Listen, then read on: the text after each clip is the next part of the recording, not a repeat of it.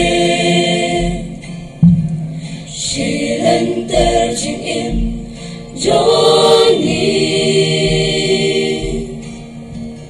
Mealam manla kasih Try to nang yalam Ya jing iman kasih Bangin but Ya me hajing im jongin Bangin ya thaka Lenti jing jana Ban yo shong bad me klem wai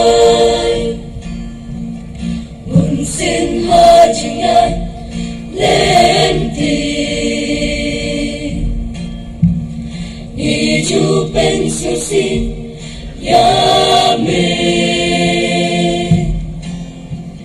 Kijin plot me yai gershan Haba jin ya le kiwan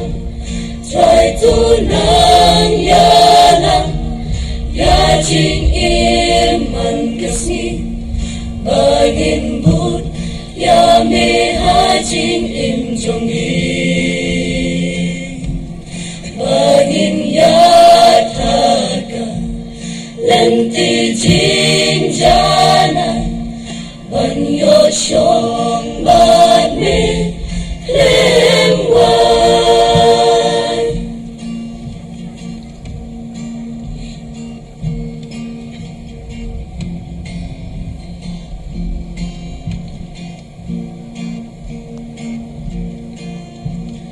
Burong mameju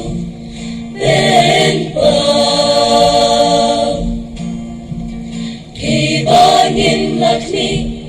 neta Jingker ku kiba mete Kibangin laru manya Try to nang yalam Ya jing iman kasih